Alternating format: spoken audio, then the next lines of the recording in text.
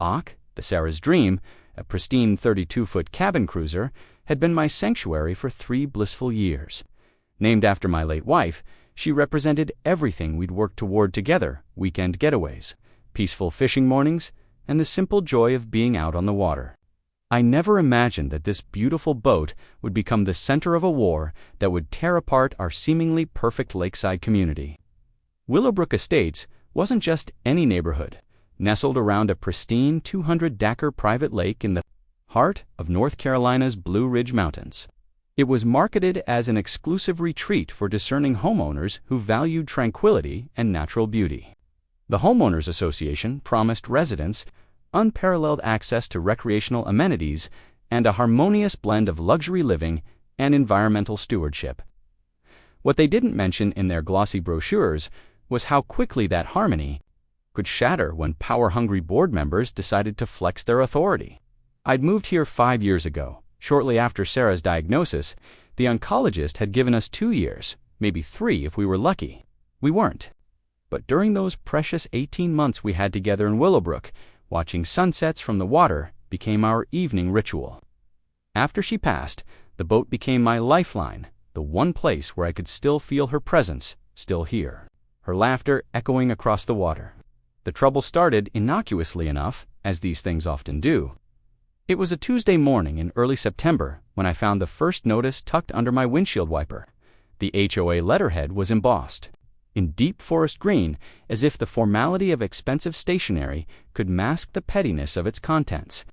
"Dear Mr. Patterson," it began, "it has come to the attention of the Willowbrook Estates Homeowners Association that your watercraft may be in violation of Section 12.4 of the Community Covenants regarding appropriate dock usage and vessel specifications. Please contact the HOA office at your earliest convenience to schedule a compliance review."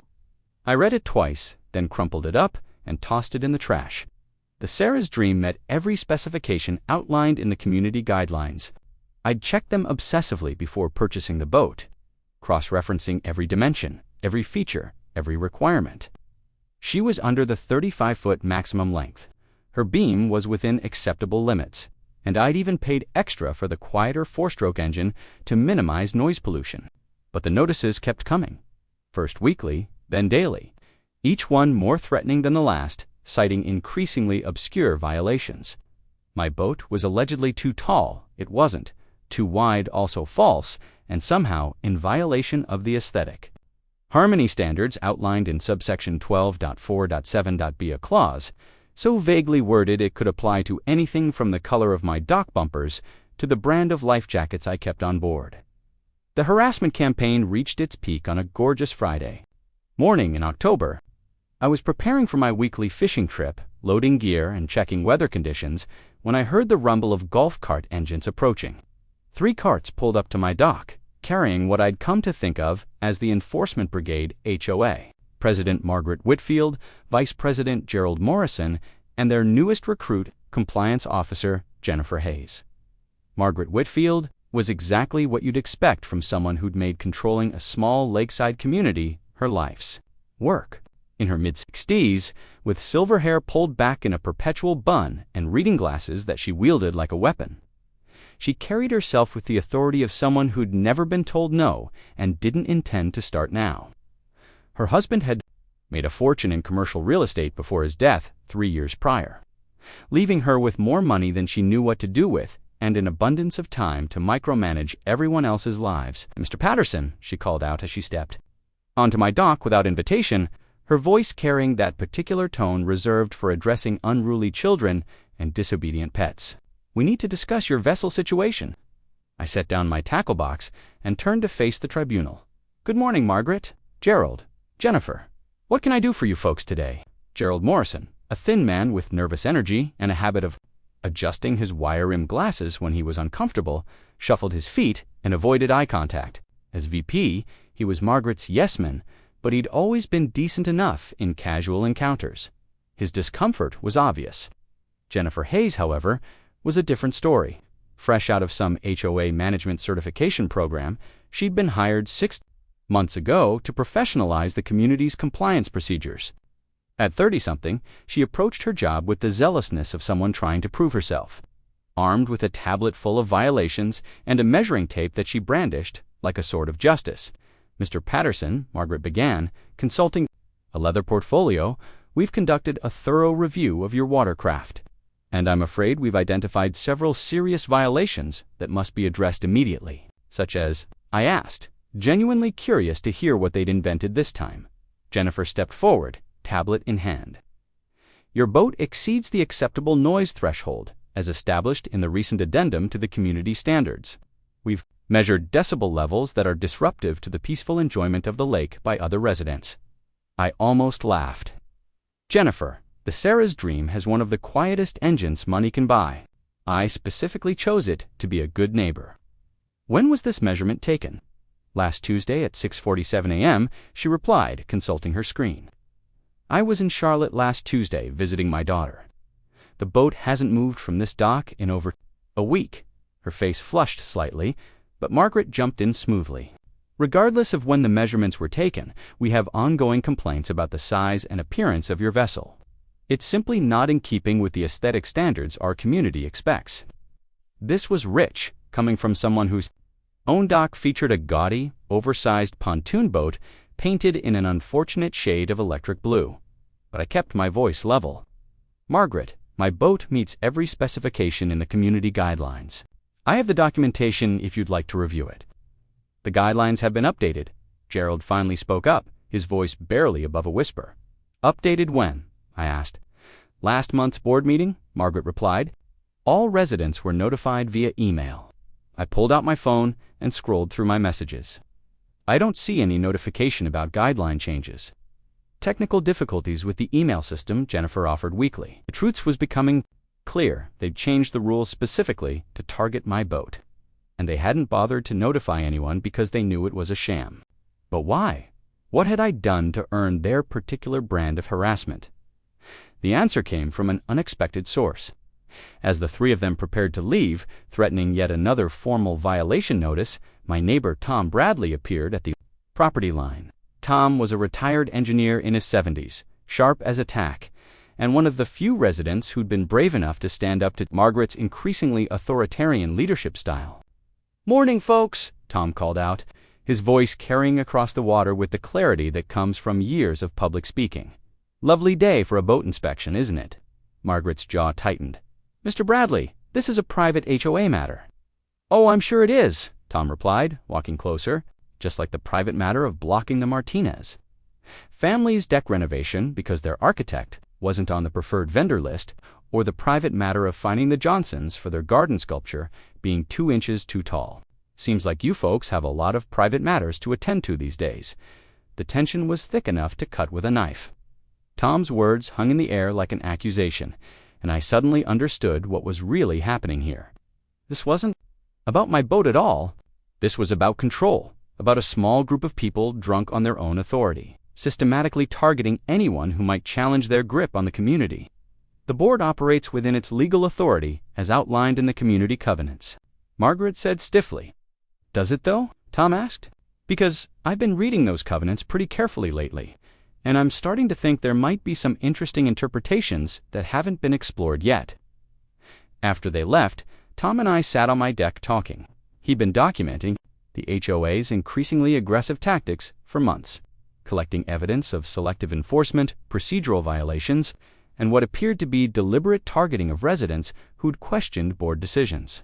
"They're trying to force you out," he said simply. "Your boat is just the excuse." Margaret's been talking about converting some of the waterfront properties into a community marina with slip rentals. Guess whose property would be perfect for that project? The pieces fell into place. My lot was one of the largest on the lake, with over 200 feet of prime waterfront and a natural deepwater cove that would be ideal for a marina development. If they could force me to sell, they could purchase the property through the HOA at a reduced price and then lease slips to residents for a tidy, ongoing profit. That evening, I sat on the Sarah's Dream as the sun set behind the mountains, painting the sky in brilliant oranges and purples. Sarah and I used to call this the magic hour, when the world seemed to pause and anything felt possible. I could almost hear her voice on the breeze, reminding me that sometimes you have 3 weeks after receiving that final ultimatum, I was sitting in the county courthouse archives, surrounded by boxes of dusty records that hadn't seen daylight in decades. My back ached from hunching over filing cabinets. My eyes burned from squinting at faded documents, but I'd struck gold and it was about to change everything. The first breakthrough came from an unlikely source, a 1987 environmental impact study buried in the county's planning department files. When Willowbrook Estates was originally developed, the builders had been required to conduct extensive studies on the lake ecosystem, including detailed mapping of underwater springs, fish habitats, and water flow patterns. What I found in those yellowed pages made my pulse quicken.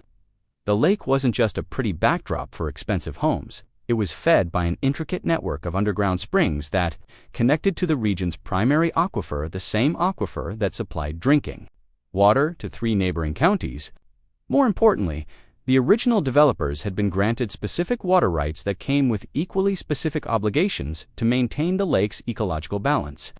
But the real bombshell was hidden in subsection 47 of the original development agreement. Any substantial alteration to the lake's shoreline or water access points required approval not just from the county, but from the State Environmental Protection Agency. The construction of a commercial marina, even one disguised as a community amenity, would trigger a full environmental review that could take years and cost hundreds of thousands of dollars. Margaret Whitfield had no idea she was planning to build her marina on a legal minefield. I made copies of everything and drove straight to Tom Bradley's house. We spent the evening going through the documents, cross-referencing property deeds, HOA bylaws, and county ordinances. What we discovered was a pattern of violations that went far beyond my boat situation. "Look at this," Tom said, pointing to a highlighted section of the HOA's financial records that he'd obtained through a resident records request. "They've been using community funds to pay for Margaret's compliance officer position, but there's no record of a vote to approve that expenditure. According to the bylaws, any expenditure over $5,000 requires a full community vote." I studied the members. Jennifer Hayes was being paid $4,000 per month, plus benefits, for what was essentially a part-time harassment job. Over the past year, the HOA had spent nearly $60,000 on her salary alone, money that should have gone toward actual community maintenance and improvements. "It gets better," Tom continued, flipping to another page. "Remember when they upgraded the community boat launch last spring? They charged every homeowner a special assessment of $800, claiming it was necessary infrastructure improvement. I remembered the assessment. I'd paid it without complaint, assuming it was legitimate. What about it? The actual work cost $12,000. With 47 homes in the community, they collected $37,600. Where did the extra $25,000 go? We followed the money trail through bank statements and vendor invoices. The answer was disgusting but not surprising. Margaret had hired her brother-in-law's construction company to do the work, and they'd invoiced the HOA for nearly triple the going rate for similar projects.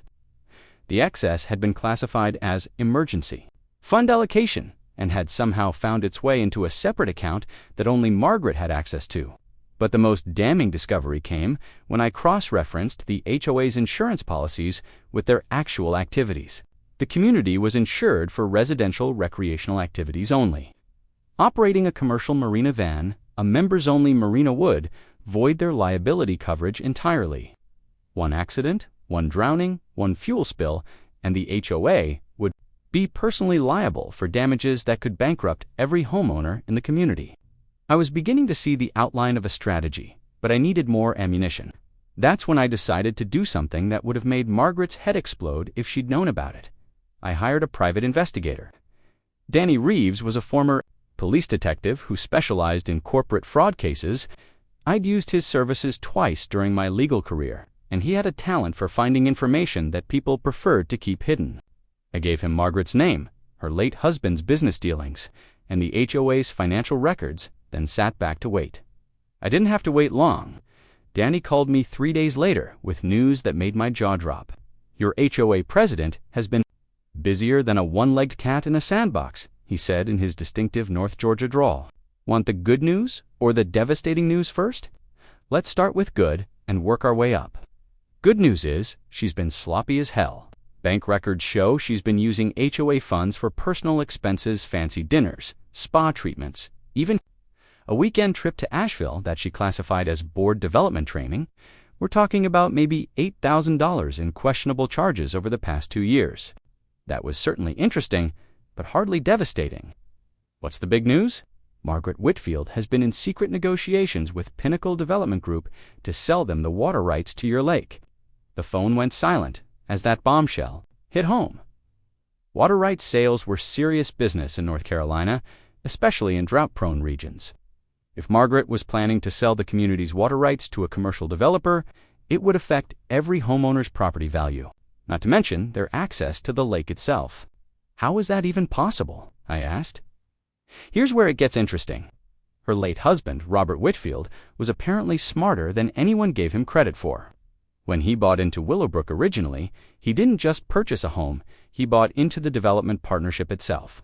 Gave him a small ownership stake in the common areas, including the lake. When he died, those rights passed to Margaret. I felt like I'd been punched in the stomach. So she actually has the legal authority to sell. That's where it gets complicated. She has partial authority, but any sale would require approval from all the other stakeholders. Problem is, most of the homeowners don't even know they're stakeholders. The original purchase agreements are so convoluted that people think they're just buying HOA membership, but they're actually buying into a limited partnership. This was getting more complex by the minute, but I could see the potential for a devastating counterattack. Danny, I need you to find out everything you can about this Pinnacle Development Group, who they are, what they're planning, and exactly how far along these negotiations have gone. Already on it, should have a full report by tomorrow afternoon. That night, I couldn't sleep. I sat on the Sarah's Dream, rocking gently in the moonlight, trying to process everything I'd learned. Margaret wasn't just harassing me about my boat, she was planning to sell out the entire community for what I suspected was a massive personal payday. The boat violations, the aggressive enforcement, the systematic targeting of residents who asked too many questions, it was all part of a larger plan to keep people distracted while she arranged the biggest theft in Willowbrook's history. Sarah would have been furious. She'd always had a keen sense of justice and a particular hatred for people who abused positions of trust. I could almost hear her voice. Don't just stop her, Jim. Make sure she never gets the chance to do this. To anyone else, Danny's report arrived the next afternoon, and it was even worse than I'd imagined. Pinnacle Development Group was a shell company owned by a consortium of commercial water rights speculators. They'd been buying up lake and river access across the southeast, then either developing the properties into high-end resorts or selling the water rights to municipal systems facing shortages. Their plan for Willowbrook was particularly audacious. They intended to purchase the water rights for $2.3 million. Then, immediately lease them back to a resort development company for $400,000 per year. The lake would be transformed from a private community amenity into the centerpiece of a 200-room luxury resort and conference center. Current residents would retain their homes, but their lake access would be limited to designated resident hours between 6 a.m. and 8 a.m. daily. The rest of the time, the lake would be reserved for resort guests paying $300 per night for lakefront accommodations. Margaret's cut of the deal, a cool $800,000 consulting fee, plus a guaranteed position as community liaison at $120,000 per year. She was planning to get rich by selling out her neighbors, and she was using HOA enforcement powers to silence anyone who might ask uncomfortable questions before the deal was finalized. I had everything I needed to stop her, but I wanted something more. I wanted justice that would make sure she never tried anything like this again, anywhere. That's when I remembered something from my early legal career, a case involving riparian rights and environmental protection that had set an interesting precedent. I made a call to my old law school roommate, who now worked for the North Carolina Attorney General's office in their Environmental Crimes Division. We'd stayed in touch over the years, and I knew he'd be very interested in what I'd discovered. Jim Patterson. Mike Hendricks boomed when he answered the phone. How the hell are you? I heard about Sarah.